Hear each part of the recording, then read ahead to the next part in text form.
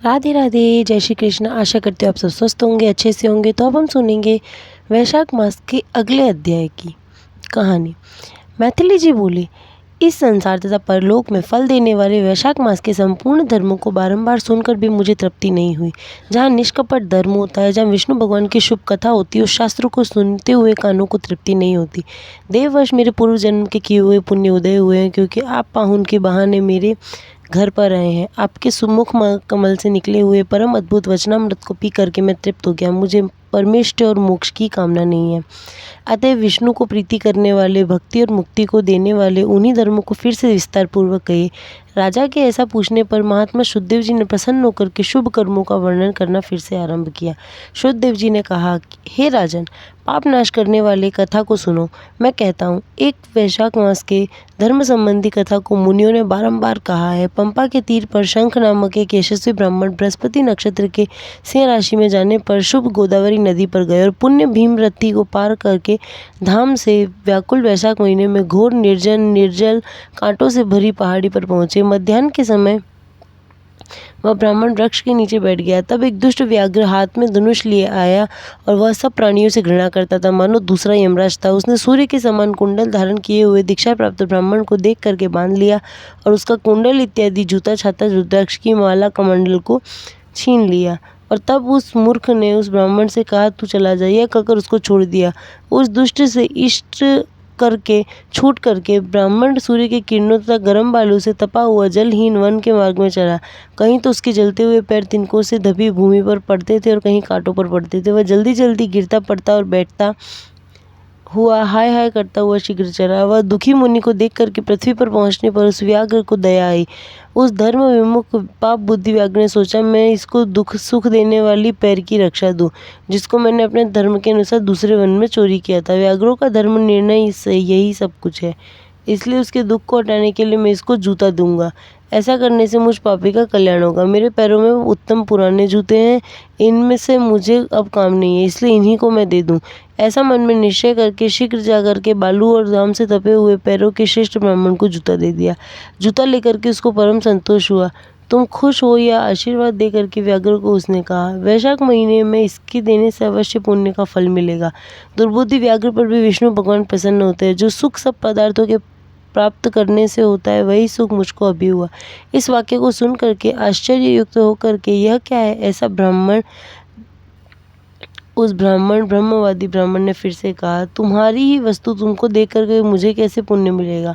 तुम वैशाख मास की प्रशंसा करते हो और कहते हो कि हरि संतुष्ट होंगे। हे ब्राह्मण, मुझे बतलाओ कि वैशाख कौन है और हरि कौन है। हे दयानिधि, मुझको सुनने की अभिलाषा है। और धर्म क्या है, उसका फल क्या है। व्याघ्र की इस वचन को सुन करके शंख बड़े प्रसन्न हुए। उन्होंने फिर से विस्मित होकर के और वैशाख की प्रशंसा करते हुए कहा, इस समय इस लालची दुष्ट ने मुझे जूता दिया है। मुझको बड़ा आश्चर्य है कि इस दुर्बुद्धि का मन अभी विपरीत क्यों हुआ। सब धर्मों का फल जन्मांतर में होता है, परंतु वैशाख मास के धर्मों का फल मनुष्य को उसी क्षण मिलता है। पापी दुरात्मा दुर्बुद्धि व्याघ्र की देव योग से जूता दान करने से सत्व शुद्धि हो गई है। यह बड़ा आश्चर्य है। जो कार्य विष्णु भगवान को प्रिय होते हैं, जो उनके संतोष का कारण होता है, उसी को मनु इत्यादि धर्मवेत्ताओं ने धर्म कहा है। वैशाख महीने के धर्म विष्णु भगवान को बड़े ही प्रिय है। वैशाख मास के धर्मों से केशव भगवान जैसे संतुष्ट होते हैं, वैसे सब दानों से, तपों से और बड़े बड़े यज्ञों से नहीं होते। सब धर्मों में इसके समान कोई दूसरा धर्म नहीं है। गया में मत जाओ, गंगा में मत जाओ, प्रयाग तथा पुष्कर में मत जाओ, केदारनाथ में, कुरुक्षेत्र में, प्रभास में, स्मयंतक में, गोदावरी में, कृष्णा में, सेतुबंधु रामेश्वर में, मरुवृद्ध में मत जाओ। वैशाख के धर्म महात्म्य की प्रशंसा करने वाली कथा रूपी नदी में स्नान करने से विष्णु भगवान तुरंत ही हृदय में सबके आते हैं। इस माधव मास के मास में जो थोड़े में ही साधन होता है, वह बहुत धन का व्यय करने से, धर्मों से तथा यज्ञों से साधन नहीं हो पाता। हे व्याघ्र, इस माधव नाम का पुण्य बढ़ाने वाला महीना है। इसी से तुमने ताप नाशन वाले जूते दिए, इसी से तुम्हारे पूर्व काल में किए हुए पुण्य का उदय हुआ है। भगवान प्रसन्न होगे और प्राय तेरा कल्याण होगा। नहीं तो तुम्हारी ऐसी शुभ बुद्धि कैसी हुई।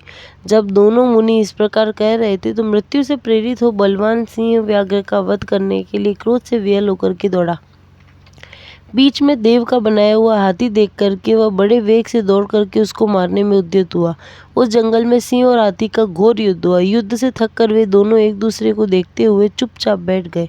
महात्मा मुनि ने धर्म में लालसा रखने वाले पिता ने क्रुद्ध होकर के तुरंत उन दोनों को श्राप दिया और धर्म विमुख पुत्र को अप्रिय बोलने वाली भार्या को ब्रह्मद्रोही राजा को और तुरंत त्याग देना चाहिए, नहीं तो विपरीत फल होता है। जो धन के लोभ से अथवा दाक्षिण्य से इनका संसर्ग करते हैं वे सब 14 मनवंतर तक नरक में जाते हैं।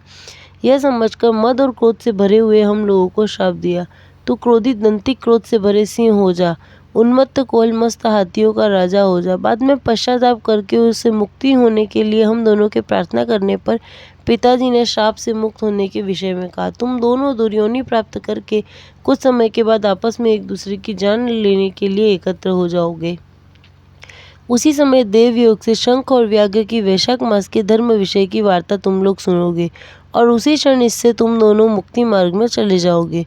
तुम दोनों पुत्र शाप से मुक्त होकर के पहले का रूप पाओगे, मुझको प्राप्त करके रहोगे, मेरी वाणी वृथा न होगी। इस प्रकार गुरु से श्राप पा करके हम दोनों दुर्बुद्धियों ने बुरी योनि पा करके देववश परस्पर हत्या करने के लिए हम लोग एकत्र हुए और आप दोनों का दिव्य शुभ संवाद हमने सुना। उसी से तत्क्षण हम लोगों की मुक्ति हुई है। यह कहकर तथा मुनीश्वर को प्रणाम करके मुझसे पूछ करके आज्ञा पा करके वे दोनों अपने पिता के पास गए। दयानिधि मुनि ने व्याग को देखकर बोला कि वैशाख मास करके इस महात्म्य सुनने के बड़े फल को देखो। मुहूर्त भर सुनने से ही उन दोनों की मुक्ति हो गई। उस श्रेष्ठ मुनि के ऐसा कहने पर अपने शस्त्रों को फेंक करके व्याघ्र ने उस दयानिधि निष्प्रह तीव्र बुद्धि विशुद्ध आत्मा पुण्य के एकमात्र पात्र से कहा कि आप धन्य हो। वैशाख मास का अगला अध्याय यहीं समाप्त। वीडियो अच्छी लगी हो तो चैनल को लाइक शेयर एंड सब्सक्राइब करना ना भूले और कमेंट करके बताएं आपको और कौन से वीडियो देखने हैं। मेरे साथ कहिए राधे राधे।